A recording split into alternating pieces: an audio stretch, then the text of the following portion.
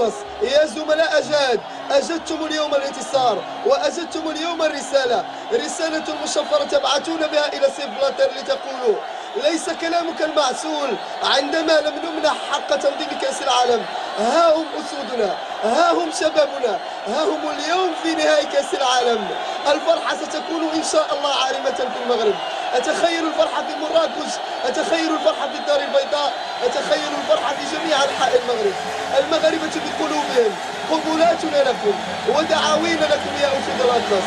تخيلوا أنكم في مركب محمد الخامس، كيف ستكون الفرحة.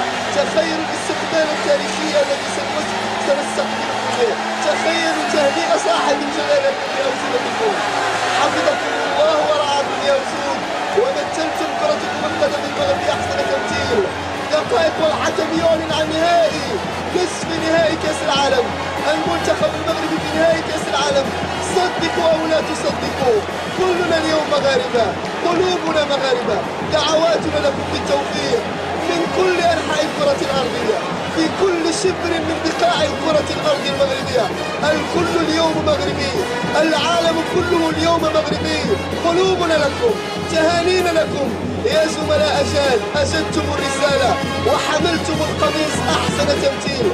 بدمائكم، بعرقكم، بجهدكم نلتم رضا وأغلى وأحسن تتويج لا تضاهيه لا كأس العالم ولا جائزة نوبل. إنه تتويج وفرحة الجماهير المغربية. مشاهدينا الكرام، دقائق غد معدودة والحكم يعلن عن نهائي